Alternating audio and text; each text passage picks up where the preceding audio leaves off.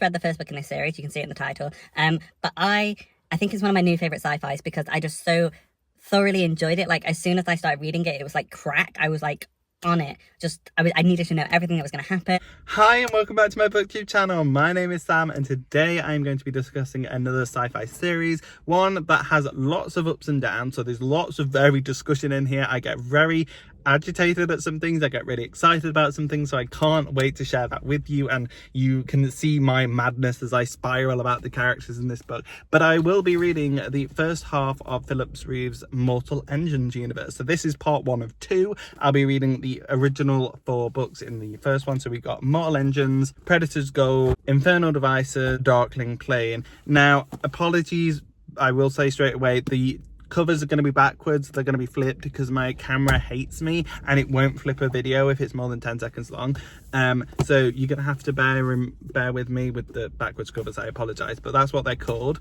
And yeah, in this video I'll be reading these 4 books. In the next video I'll tell you at the end what I'll be reading. But yeah, I'm very excited to discuss these with you. Basically, if you don't know, Mortal Engines is set in a world where cities have taken to wheels and they go and attack each other, and it's very like colonial coded, very Industrial Revolution coded, and there's a lot to take away from this series and I can't wait to discuss it with you. So let's get straight into the first book called The Mortal Engines with Tom and Hester. So yeah, let's go and read it and discuss it. There will be spoilers in all of these, so if you've not read them yet, go read them and come back. Save this video to watch later. Leave a like, comment and subscribe while you're there and press the notification bell.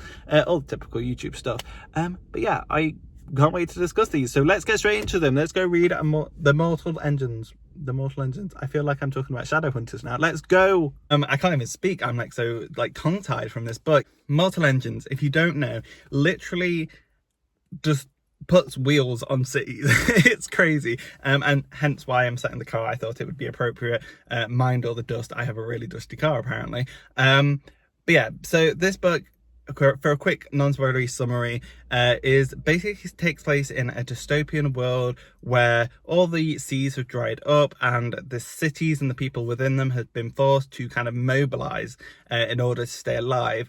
And they basically, like, I think we've seen it in other sci-fis where they take civilization into the sky or into space or underground or in the ocean, but never have I seen someone literally like get a city and put wheels on it and be like, okay, now this city is going to drive around the wasteland and capture smaller settlements that are also on wheels into its jaws of death and rip them apart. Like, it was crazy. It's absolutely such a crazy concept, and I think it can be quite kind of like daunting to be like, how is this going to be done seriously? Is this going to be silly? But no, I think Reeve does a perfect blend between kind of keeping it like family friendly but also not holding back from the harsh realities of what is essentially London at its prime colonial position now on wheels, which is, I think there's a strong tie to colonialism and the ideas of kind of ripping people from their homes. And yeah, it's just, I think that's what this book kind of centers on a lot, at least in this first one. It's a really vivid, action-packed adventure. We see loads of different world building, different aspects in this world, and it's so alive. It felt so alive. Like, there's so many different people, there's different elements going on, and we haven't fully uncovered everything just yet, so I'm very excited to see more in the future in this trilogy. But this gives you a good taste into what this world entails. But yeah, as for non-spoilery section, that is probably going to be it. There are going to be spoilers throughout this video, so if you have not fully caught up, feel free to click off on the book that you don't want spoilers for.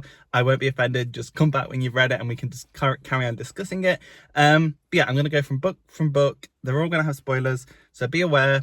Yeah, there we go. I'm fully enthralled. Like, I will spoil it now, is that I read this book and now I've immediately bought every single other book in this trilogy apart from the illustrated one.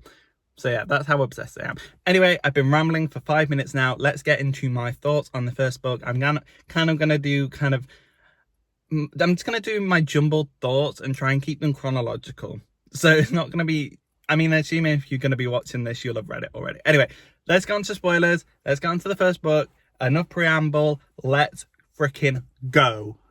So in the first book, Mortal Engines, I think Reeve does an absolutely stunning job of introducing this dystopian world to us. We learn so much about this world, and we see so many interesting snippets of kind of the world around us without it feeling too overwhelming. Like, I feel like oftentimes within these kind of dystopian novels, we see a naive main character, and we are supposed to learn alongside them, but often it just feels like, why does this character not know anything about the world they've been inhabiting for over a decade?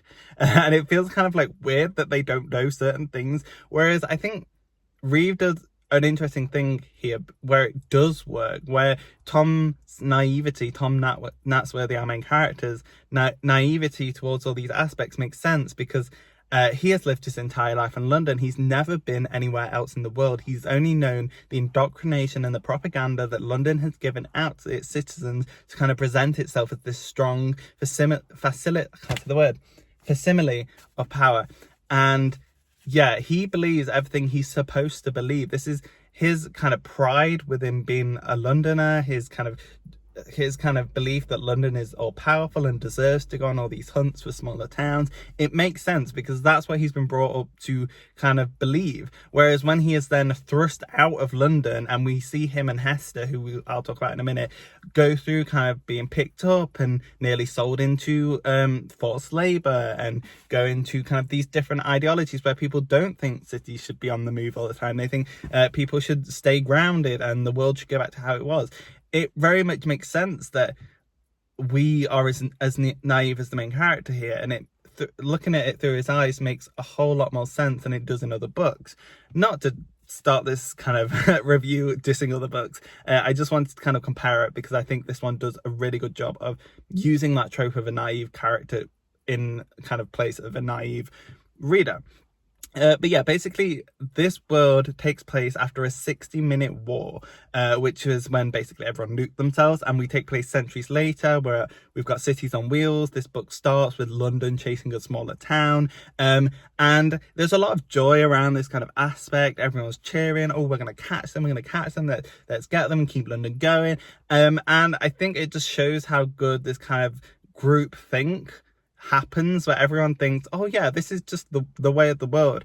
And then throughout the book, we slowly kind of see the realities of it, because you never really question what's going to happen to the people on the smaller kind of community at the start of the book. You don't question that. You just assume that, oh, they're just chasing the city, they're going to take its resources, that's just how the world works. And then Reeve kind of introduces these ideas of forced labor, and the people from the smaller settlement getting kind of forced to work in these bigger cities, and you're like, oh, of course that makes sense, because they're not just going to like disappear from existence. Like, there's people on those communities.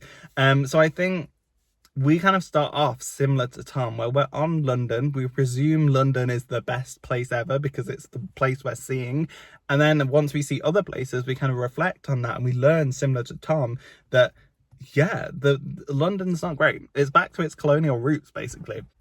But yeah, it takes place after a 60-minute war. We get a cool allusion to like Mickey Mouse in the start of the book, which felt so random because we didn't get anything similar throughout the rest of the book. No kind of similar jibes at the past, but it was basically this thing where Tom works in a museum. That's the word. I was going to say works in history. He works in a museum as a historian's apprentice. Mickey Mouse allusion was like, oh, it's the face of a mouse god that they worshipped years ago. And it was like the only kind of joke like that explicit within the book, at least what I caught. So it kind of feels a bit random now, but it was funny at the time. I was like, oh, Mickey Mouse. We learn about municipal Darwinism, which is similar to the idea, or is the idea, that the strongest survive. And that is very core belief for these Londoners. So again, kind of showing that group think, that indoctrination of these people to believe in themselves to be better than everyone else and to deserve to overtake other communities. But we see this, Tom idolizes this kind of the best historian that they have, Valentine, who goes out on these expeditions and brings things back. And when he is sent down as punishment to work in the guts, where this small town that they were chasing initially is being pulled apart, Valentine is there, and he's like, oh great, Valentine. And we meet Valentine's daughter called Catherine, who has a pet wolf who he brought back from an exhibition because he just couldn't bring himself to kill the cub. So now she has a pet wolf, which is very cool. But I think we all know that the wolf was going to die. Like, we knew that, like, as soon as like an author brings in a dog, they're just playing us for our emotions, because they know as soon as they kill that dog, we're going to be weeping. And that is exactly what happens in this book. So fuck you, Philip Reeve. Hate you. Poor dog. He was literally called Dog. Kind of similar to The Walking Dead. I will make any connection to The Walking Dead that I can. So he meets Valentine down in the guts. He meets Catherine, and then suddenly this random woman who's got her face covered with a cloth tries to stab Valentine, and it's this whole big kerfuffle. She misses because Tom kind of pushes her out of the way, so she runs off. Tom chases her because he's like, how dare you try and stab like my hero. And then she reveals herself. Her face is all scarred. And also, can I just say, in the movie, she has like a small line on her face, whereas in the book it's like half her face was cut off. She looked absolutely monstrous, whereas in the film it's like a little cut on the face, and I'm like, do I even want to watch the film? Like, it looks so stupid. And she's like, why did you do that? Why did you stop me? And they have a little kerfuffle, and she falls off of London down onto just the earth. She's gone. I actually thought that was like the end of her, but then Valentine comes up and he's like, I'm so sorry, Tom. You shouldn't have seen that. And he pushes Tom off London, and Tom falls off the city as well. And that was the first mindfuck. Well, I think we kind of guessed that he wasn't a very nice guy, but like, to just straight up push Tom off was kind of crazy. But Tom falls down, he lands near Hester, and they kind of go on this adventure. Now, that's kind of the start of the adventure of trying to catch up with London, because London is mysteriously just full speed heading to the east, and normally after they've caught something, they'll slow down, they'll digest the prey, and they'll just kind of take it steady. But for some reason, the kind of steerers of London are going full speed towards the east, and no one knows why, and it's this kind of building mystery. So Tom and Hester are now on the plains, and they have to make their way back to London because Hester wants to kill Valentine. Tom wants to figure out what the frick is going on. That is where the plot divides. So back to Catherine. Catherine has this plot throughout the book where she is our eyes and ears in London, and she kind of slowly learns about these things that her father is doing. She learns that he's not such a great guy. It takes her a little while, but she does it eventually. And she finds out that they have this machine called Medusa. And we don't really know what Medusa is until like the very end, where it's revealed like it's a big energy weapon that kind of, it's basically like an EMP blast almost, where it kind of knocks out everything technology based and leaves people vulnerable. And London wants to use this on this other group of people who believe that cities shouldn't be on wheels anymore. They believe that community should be dug into the ground like good old times, and things should go back to how they were. And London doesn't want that, because London is running on fumes at this point. It's been a couple decades and London's running on fumes, and it wants to keep up this kind of mentality of colonialism and going around and collecting whatever it wants. It doesn't want to go back to being stable. So they want to use this energy weapon on the capital of these non-moving people, get rid of them and force everyone back onto wheels, basically. So that's what we learn by the end of the book. And it's very tense, and that is basically Catherine's whole story. It's her figuring that out and her doing that. And she does try and stop it, bless her heart. She tries to blow up the weapon at the end, which is positioned as coming out of St. Paul's Cathedral, which is at the very top. And it's such a cartoony kind of idea. Like the roof opens up and this weapon sticks out. It's very cartoony. It's very funny. But she tries to blow it up. She fails. And then she freaking dies. Okay, but the thing is, I don't actually think she's dead, because in this book, I'm being very all over the place here. I've not even talked about Tom and Hester yet. But in this book, we learn that there's kind of these weird kind of half human, half robot things where they take the brain out of someone and they put it in a metal body, and it's basically like a metal servant, a metal warrior. And one of the main antagonists that's following Tom and Hester, when I get to them, he's one of them. But I think that's what Catherine's going to come back as. I think they're going to put Catherine's brain in one of these machines, because I just don't think... Why would Philip kill Catherine so early? We just got to know her in this first book. She was such a main character, and we got so attached to her. So I feel like it's so abrupt to just kill her the way she did. Like, she's just stabbed and she dies in her father's arms. So I think... I don't know... Maybe it would be Valentine, or maybe it'll be someone else brings her back as one of these kind of animatronic people. Like, that's my thoughts. Anyway, that's my thoughts. I'm at least hoping that Catherine's not fully gone, because I really like Catherine. She was one of my favorites. I just found her so interesting, and her kind of slow kind of building up of theories and uncovering things and standing up for herself, and then when she eventually tries to stop what's happening, I just really respected her. Back to Tom and Hester, they are working their way to London. This is where we get the majority of the world building. They kind of get picked up by smaller towns who then try and sell them into forced labor. We meet a kind of pirate lady who saves them because she had escaped forced labor as a child. Her parents had died to it, and so when she learns that that is what Tom and Hester are running away from when they try and get on her ship, she's like, you know what, just get on, let's get out of here. We later learn that she's kind of an ally of this like the people that don't move. The cities don't move, they stay stationary. She's part of their top lieutenants. So Tom is a bit conflicted. He's still kind of, throughout the book, he's kind of debating whether he is still pro-London or pro not being evil. And it can be a bit frustrating throughout the book when he's debating such obvious things like, oh, is forced labor bad? Yes, Tom, it freaking is. But yeah, Tom can be a bit annoying. I will give you that in the book. If anyone wants to argue about that, sure. But I would argue that it makes sense for his character because he was so indoctrinated throughout his entire life and he's unlearning that. And I think that's great for him. And he does prove himself at the end where he does fight on our side of like stopping London. But yeah, he's still got a long way to go. But I do think he's going to get better. I think he's going to be unindoctrinated and hopefully he can help us stop London for good. But give him time, please. I know he's annoying. I can see comments about Tom being annoying just showing up, and I just want to defend him a little bit because I don't know. I think he's got a lot to learn, and he's gonna learn it, and he's gonna get better. But yeah, Tom can be quite annoying when he idolizes Valentine, even though we've seen Valentine's past by this point of him going to Hester's kind of mother, who had initially found this Medusa device, which is kind of like a motherboard which then powered the big gun that they had. The big EMP thing, it was like a motherboard or something like that was still working all these years later or something like that. And he'd killed Hester's mother and father to get this, and he tried to kill Hester. He sliced her face, but she kind of escaped. He thought he'd killed her. She kind of fell over. Obviously he didn't, and then she's been on a revenge mission this entire time trying to kill him, and the one chance she gets to stab him, Tom gets in her way, and she's pissed. But they learn to be friends. Okay, they learn to be friends. I love their begrudging relationship. I like that they slowly start to trust each other. They kind of help each other throughout this story, and yeah, it was just great.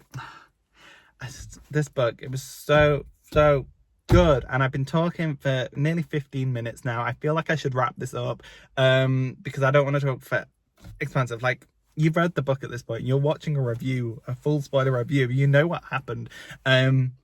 But yeah, I think I've said on my favourite points. My favourite point was definitely the world building. I thought the world building was great. And I loved kind of, there was like a whole like cloud city, like from Star Wars. There was like a whole cloud city kind of situation of this city that wasn't on wheels. It was in the sky. And they literally just crashed this place. And I'm like, oh my God, all those innocent people. And we've just come along and crashed them. I didn't even mention Victor Shaw. He was the robot guy that I was just talking about, who was pursuing Hester and Tom because he was Hester's own mentor, and then Hester had left him, and then he got picked up by London, and they kind of messed with him and deconstructed him, and that's where they got the plans for the robot people that they then make to chase Tom. I'm not very explaining this well, but he's now after Hester because he just wants his revenge for her leaving him, and he's got like glowing green eyes, and he is like relentless. He gets like run over by a whole town at one point, and he claws his way out of the mud, and he's like back again. It's like, what is it gonna take to take this dude out? He was very intimidating. He was very cool. But yeah, I think I'm gonna leave it there for this first book. I think I've covered everything I wanted to talk about. I think I did. It was very good. Oh, I'm so sad that the main kind of pirate lady, the Rose character, sorry, it's getting really sunny out of nowhere. I'm really annoyed that she died. She had like a one-on-one fight with Valentine and he won. So I think she's not coming back, guys. I think she's dead. But yeah, it was very cool. Left on a massive cliffhanger. London, we'd just kind of gone to London to stop Medusa, and we only escaped with the kind of like, we escaped by the skin of our teeth. That's the word I was looking for. Catherine's laying in her dad's arms, dying. Tom's getting Hester onto the ship, and they're flying away. And London is still full steam ahead. Still it's kind of a bit damaged, but it's still full steam ahead. It's this big menacing threat. How are we going to stop London? And Tom is finally kind of seeing London for what it actually is. Yeah, that's all I'm going to say for this first book. I've been talking for nearly 20 minutes. So this is going to be a long video if this is 4 books long. So yeah, let's get into the second book. So sorry for taking up so much time, but I love this book so much. Please read this. If you have only read the first book, read the rest, come back. Let's get into the next book, which is A Predator's Gold or A Predator's Gold or something like that. Let's get into that. I'm so freaking excited. I've been waiting to film this so I can read the next one. Let's go. Okay, so I'm back and I've now read the second book, Predator's Gold, and oh my gosh, we get so much new world building in this one. We get a lot of plot reveals.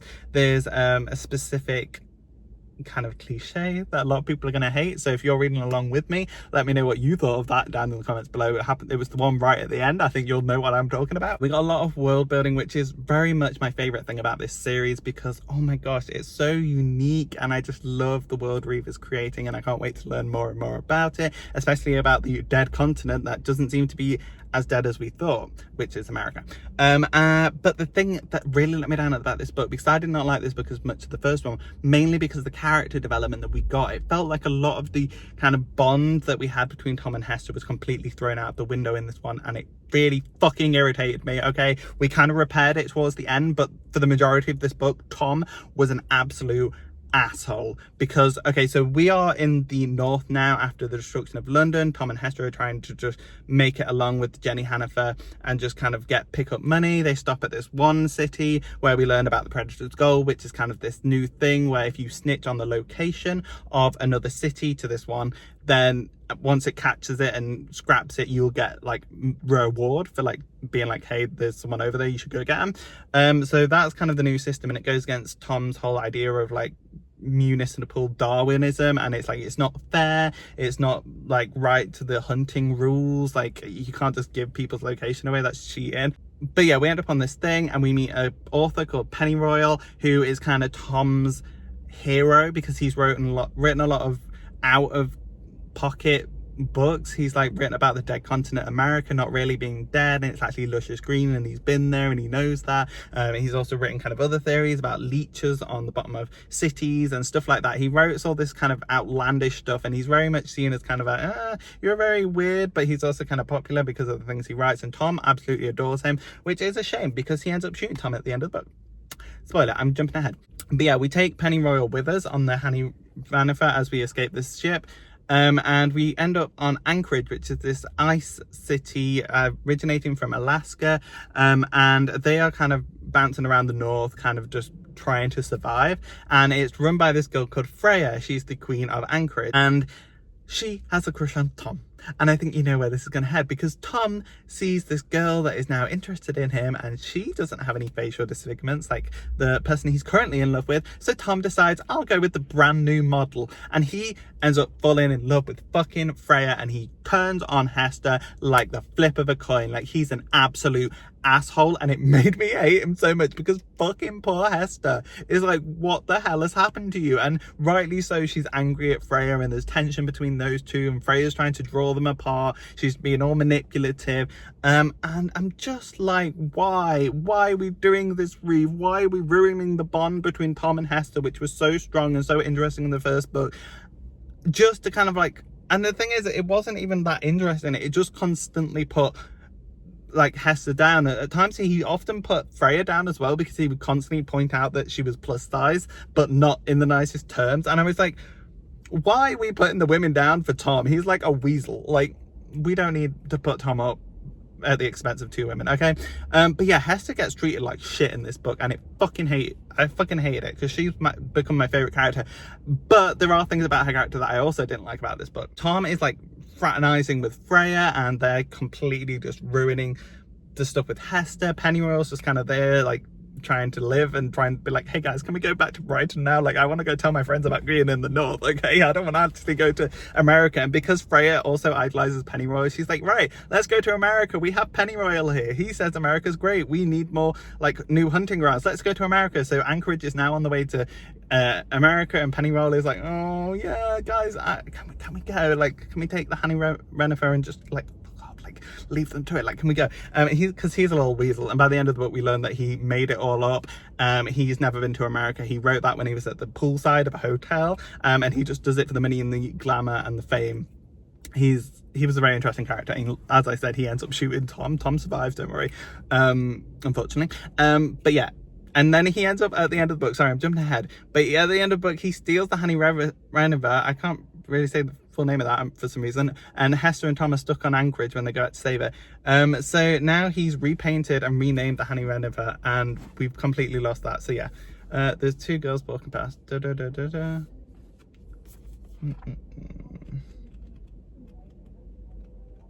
Okay, she's just like staring at me. Okay. She walked past and just stared at me.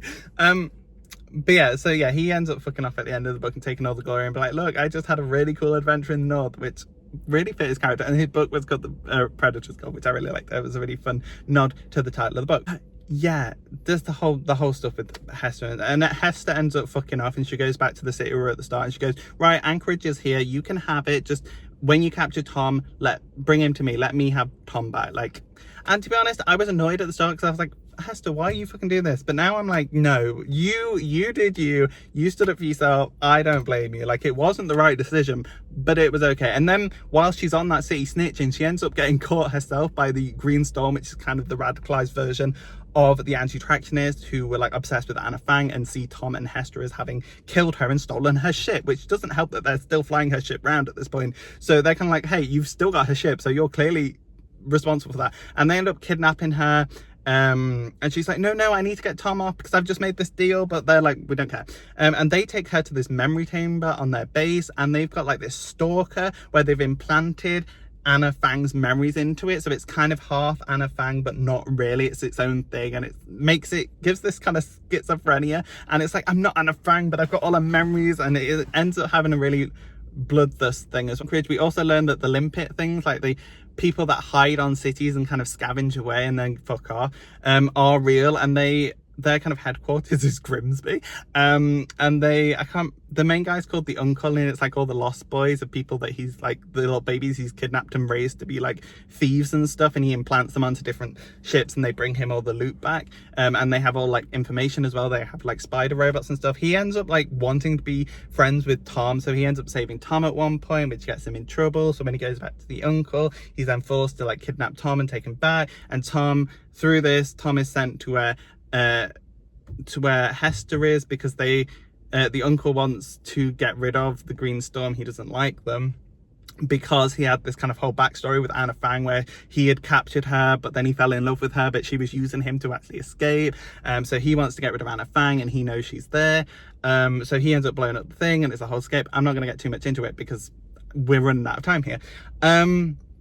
But yeah, I just wanted to mention that because now Cole at the end of the book comes back to Anchorage with a map to America, and we actually learn that maybe Pennyroyal wasn't completely lying. He was obviously lying, but there were other explorers that have been to America and said it was kind of green. So now we have one of their maps, and okay, we have potential that even if we get there and it is green and there's nothing to hunt, we can at least become static and live our lives, and that's fine. That scares the shit out of Tom because he does not want to be static, but Hester's like, I lived on an island before this, I'm fine.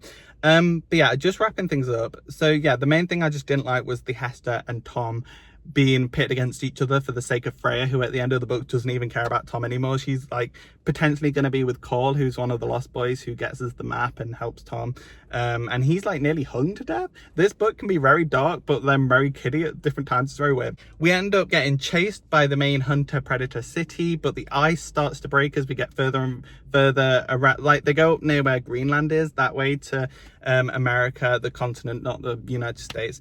And the ice breaks, and we escape from the predator cities by the very tiniest thing, but we end up stuck on an iceberg, just kind of floating in the sea, but we're alive. So they're going to try and stabilize the city and then put propellers on the iceberg, and we're going to go to America, and that's where we end.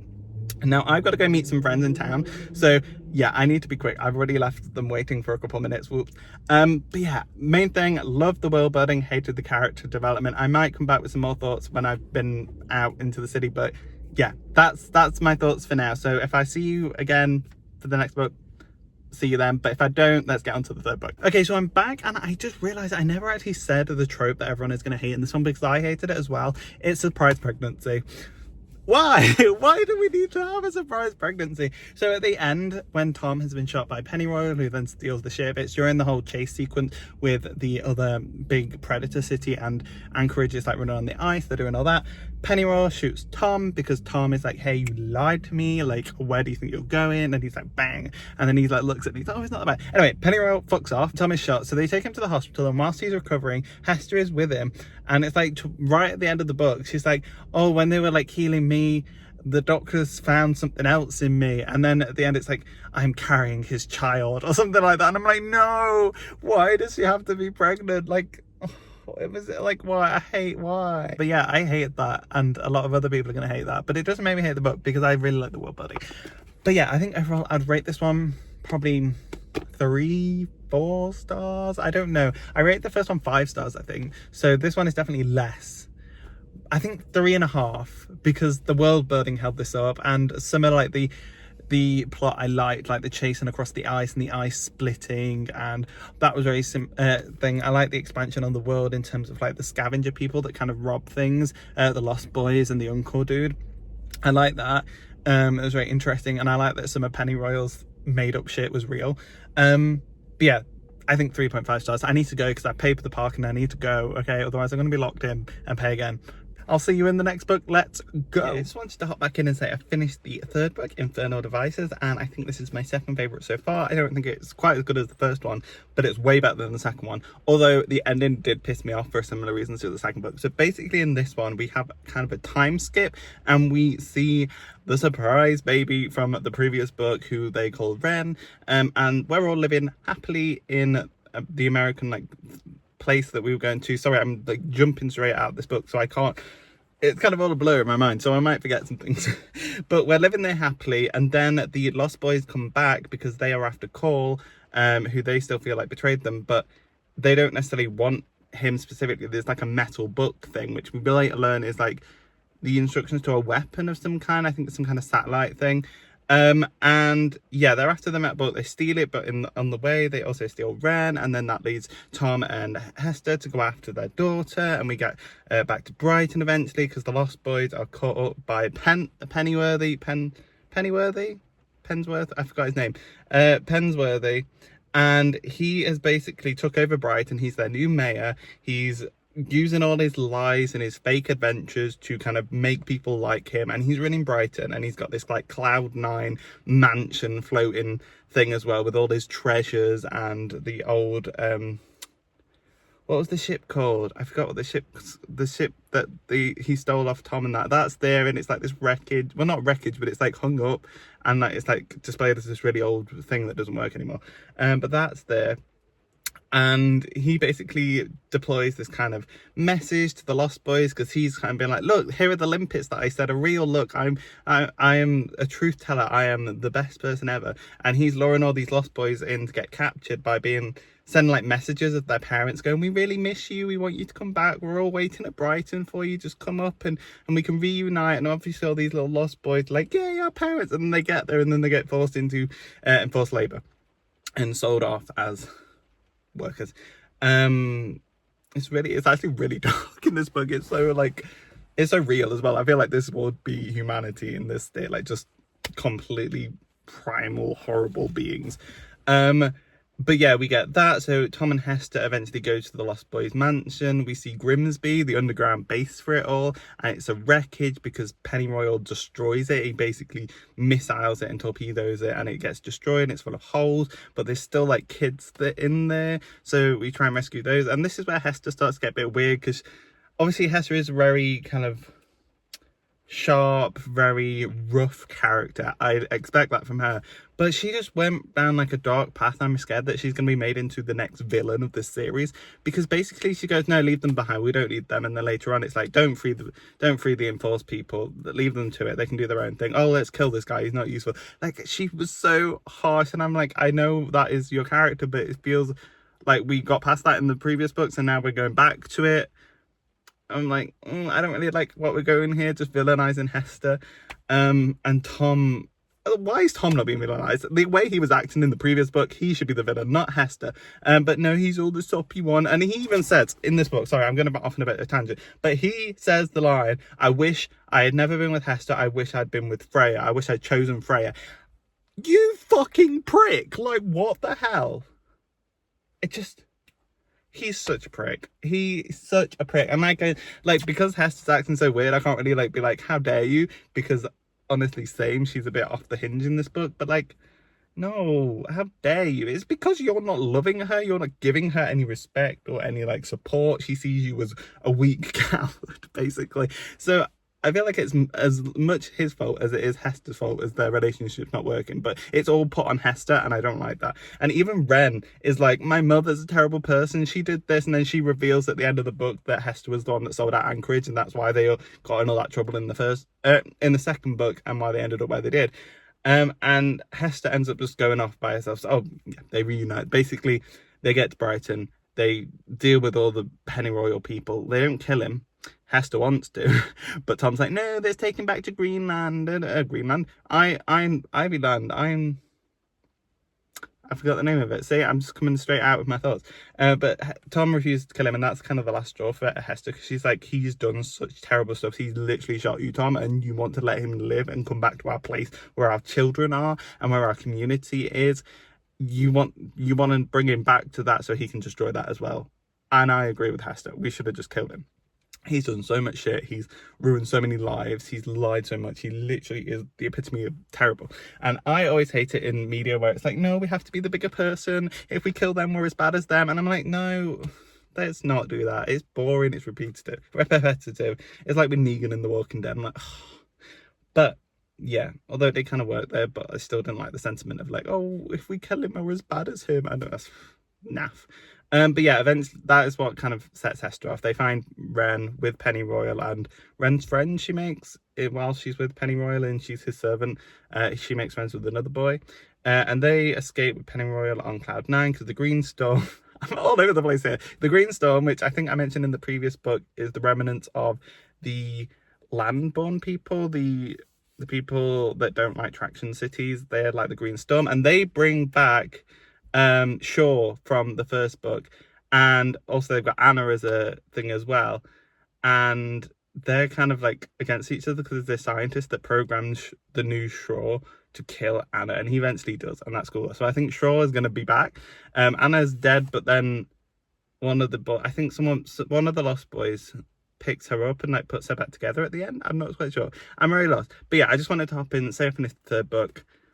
It was very eventful. Definitely like this one so far. Let's dive into the fourth book. But yeah, overall takeaways: as cinematic as the previous books. Absolutely loved all the drama. I liked seeing Brighton and these new attraction cities and these new settings. I liked some of the themes that were going on, bar the Hester stuff. I hated everything to do with the villainization of Hester. I wish we could get a more nuanced portrayal, but it's kind of just like, no, she's our physically disabled evil villain of the book, and I'm like, no, let's not do that. What? Because the reason I say that, and I bring up the physical impairments on her face, I can't remember the word for that, disfigurement.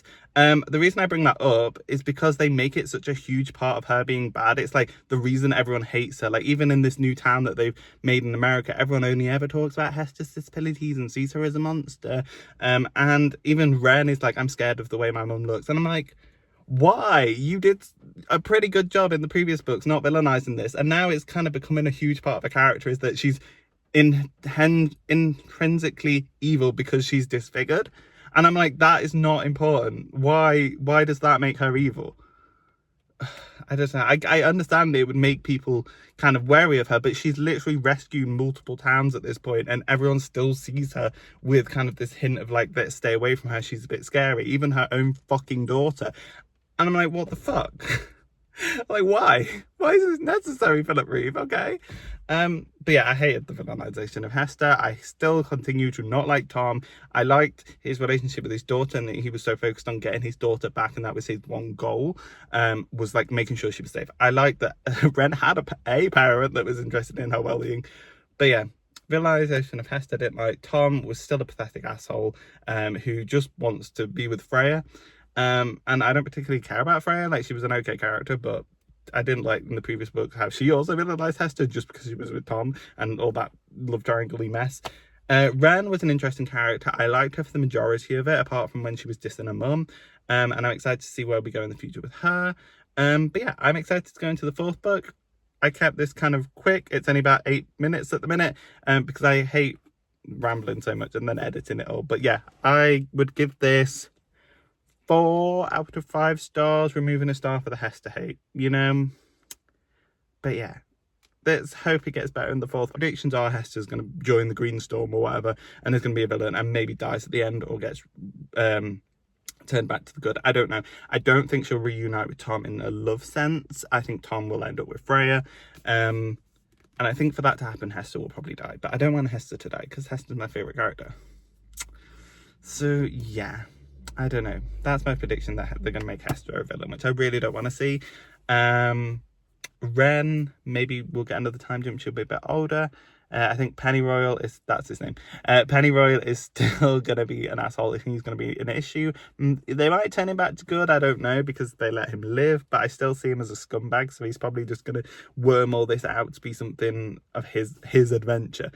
But yeah, next book is going to be very interesting. It's either going to be really good or really bad, depending on what they do with the characters. So yeah, and I think on the front cover of the fourth one they have London on it, so maybe we're revisiting London as well. But anyway, that's enough theories. We're 10 minutes now. Let's get into the next book. I won't waste any more of your time.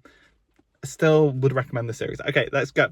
Okay, so I am back and I have read the fourth book in the Mortal Engines series, which is called A Darkling Plain. Apologies for it being backwards. My phone does a weird thing where it doesn't flip a video if it's more than 10 seconds long.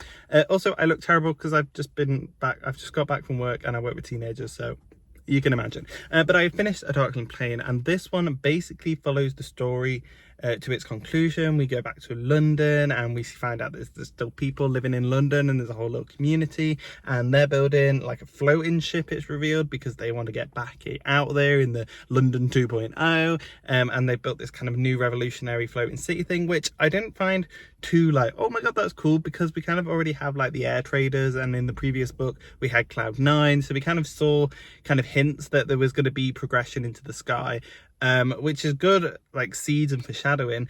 But when it came to the actual reveal, like, oh, they're building a sky city, I was kind of like, okay, whatever.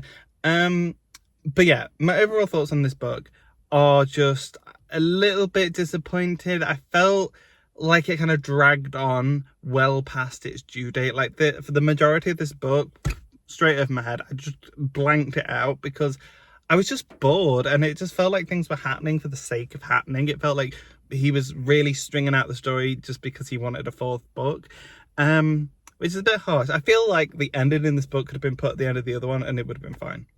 Like, this book, there's like a Nagoni, who's the head of the Green Storm, and his wife, and she gets kidnapped, and then that kind of pushes Theo and the old Anna Fang, who just won't bloody die. Oh my god, like, I wish they'd have just either killed off Anna Fang as a human and brought her back and just kept her back, but she keeps returning back to life. Like, she dies as a human, she comes back as a stalker, then she dies as a stalker, and then they bring her back as a stalker, and then she dies as a stalker, and then they bring her back again. And I'm just like, it's getting a bit repetitive, mate. It's just like, stop. I hated Anna Fang's character after the first book. I kind of liked her as a stalker, but then obviously it went on for 3 more books, and I was a bit like, I'm kind of done with this. It's kind of boring. And she kind of lost all her personality. Like, the most interesting thing was within this book was the split personality of, I can't remember who was with her. Was it Theo? Was seeing like the old Anna versus the Striker fan Anna, but we found out that it was, the memories were just leaking in. It wasn't actually old Anna, because we thought maybe her ghost was haunting the stalker, perhaps. But that was the most interesting aspect, was Anna in this book. Theo couldn't care less about. I liked him in the previous book, but he kind of just felt like another name in the pot in this book, because there's so many bloody uninteresting characters. Like, the most interesting characters, Tom, Hester, and Ren. Why do we have to include like a whole circus of other characters? Even Pennyroyal was kind of interesting, and I do like, I'm kind of jumping around all over the place, but it's the final book. Give me some slack. But at the end, basically the whole like conflict of this book, we go back to London, we found out there's still people living there, woohoo, sorted, we're all trying to get back together, and then we find out that the Green Storm presumably has made this weapon in space, Odin, a satellite weapon. And they're using the tin book from the previous books as like the codes for this weapon, and they're just destroying shit. They're just blowing up cities. But then it kind of gets revealed that the Green Storm is also being attacked. So it's like, who's controlling this weapon? Both the Green Storm and the Traction Cities and even London are all being attacked by this space weapon. And it's revealed that it was Anafang all along. Obviously, it was Anafang all along. And yeah, that was also a little bit annoying that it was Anafang all along, and the whole motivation was, I just want to wipe off all the humans from the planet because then the planet will go back to being normal, which just actually, no, now I think about it, it does fit with the theme of like the previous books of colonialism taken to like times 100, where we've actually got moving cities eating each other and taking each other's possessions and having forced labor and all sorts of this. So I guess it does make sense as that being a resolution that someone sees and wants to accomplish. I guess it makes sense, but I don't know, it's just the whole like, I'm going to get rid of everyone and start again. It just feels a bit basic, but it does make sense. So I don't know why I'm bitching. Look, I just finished this book about 2 seconds ago when I started filming this. Give me some slack, let it sit in. No, okay, I'll let you off with that, but it was kind of like, but yeah, Anafang's doing it all. She gets defeated by Pennyroyal at the last minute. He comes charging in. Hester and Tom are like on the floor, injured, and Pennyroyal comes in to the rescue with like a lightning gun and fries this Anafang. Hopefully she stays dead. And it was kind of funny that he, after all the lies that he's told in the previous book and all the fake stories that he's told claiming the defeat from all the previous books was up to him, I find it quite funny that he got the final nail in the coffin for Anna and was actually the hero of the story. And then it gets revealed, because we kind of get like a little epilogue kind of, this is where they are now scene, and we kind of see out the ends of their stories, and it tells us what happened to them. And with Pennyroyals, he tries to tell people that I'm not lying this time, I actually defeated Anafang and put an end to the Odin weapon, the laser from the stars, I've ended it. And no one believes him, and it's like the boy who cried wolf, like, we don't believe you, Pennyroyal, you've lied so many times, you had that whole expose about you in the previous book, no one's going to believe this story, we're not going to buy your book, piss off. And he ends up in debtor's jail because they're like, actually, speaking of books, where's the advance that we gave you for the previous book? So yeah, he ends up in debtor's jail. But I thought that was kind of funny that he was actually the thing. I don't think that redeems him as a character at all. He's a misogynist, he's a horrible character, he's a terrible person, but the dramatic irony of him being the one to defeat it was brilliant. He was also kind of annoying throughout this book as well. Nagoni was like the leader of the storm, and the whole situation was them trying to get this Nagoni to create a peace deal with the Traction Cities and the Green Storm to stop the fighting. That ends up happening. We see in the past after I think the husband dies. I can't remember, I kind of got bored of their characters, but it says that the widow got the peace treaty, so I assume it was the wife that survived. So there was peace. Hester and Tom has like that heart condition, relatable, and he and Hester end up trapped somewhere. Strike does rescue them, but he's a little too late because they're dead, and he kind of watches over them. And I really like what they did with Strike in the ending of this book. Like, I thought Strike was very intimidating in the first book, very like methodical, and we couldn't get rid of him, and I feel like he would have been a really cool villain to keep rather than having a different villain each book and switching it out constantly and having Anafang go back and forth. I think Strike would have been a better choice because he was genuinely interesting, he was intimidating, they built him up well, he was very ruthless, and then we started to see that change. And I guess Phillip just wanted we're on a first name basis, Reeve wanted that redemption arc, so I guess he couldn't be the main villain. But I did like the redemption arc that Strike got. Like, it wasn't a redemption, but we kind of see the progression of his mind, and he kind of becomes more peaceful in this book. He's got a whole thing where we can't harm humans, and he feels like the person that did this to him, the doctor in the previous book I forgot the name of, he thinks that they'd put kind of a program in his brain to stop him hurting anyone, but then we actually found out that he's actually just built himself a conscience, and he feels bad for all the people that he's killed. And in the end, we see him watch over Hester and Tom's bodies as they slowly decay, and I really liked the description of the kind of reclamation of their bodies by nature, and like how their bones slowly seep back into the ground and the vultures and worms and stuff at them. And I thought that's really nice because it brings back in that nature where we started industrial revolution vibe, and now we're ending with kind of a nice natural kind of slow getting back, like humans going back into Earth basically, and I thought that was quite nice. And he watches over them. He describes how they're slowly reclaimed by nature, and then he kind of goes dormant for a while, and when he reconnects, sorry, it's really windy outside, and when he reconnects with humanity, we found out that it's been a really long time, because obviously he's got no concept of time, he's like a cyborg. So he's been asleep for a lot longer than he thought, and when he comes out, no one has any memory of these traction cities or Pennyroyal or any of the gang. They're just like, what do you mean cities on wheels? Are you mad? Why would we put cities on wheels, you crazy robot thing? What are you? And I thought that was really cool. And he gets his final thing of like, I'm a storyteller, or I'm a story box. So what was it? It was like, I'm like a story keeper, and he's like got all the knowledge of everything that happens. And then this book ends with the opening of the first book. Sorry, I'm just trying to find what he was actually called. So he calls himself, if I could actually find it. So who were they? Blah blah blah. What do you remember? I'm the remembering machine. That's what it was. I'm the remembering machine. And he's got all the stories. He's like downloaded Anna Fang's memory. He obviously knows all of Hester and Tom's stories. He knows Ren and all this stuff. And then he starts by just, the book ends, the last paragraph in the book is the first paragraph in the first book, which I think is really cool and very secular. I really like how that kind of circles around on itself. And then you could actually go back and be like, the whole thing was told by Strike, which we know it wasn't, but it's nice to think that way. Theo, I've said, was kind of a nothing character after in this one. I liked him in the other one. The Gonies didn't care about. Ren, just piss off. I don't like Ren. She was annoying.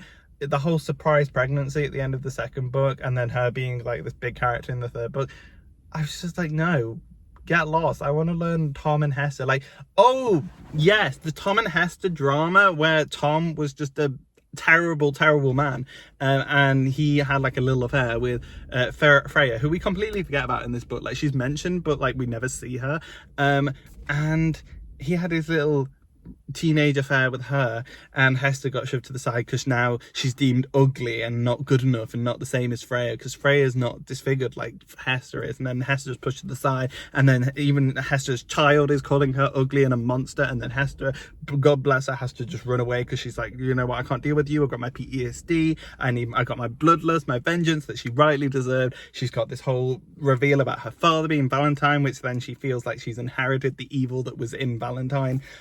And she has this whole struggle, and there's no one there for her apart from a bloody murderous robot called Strike.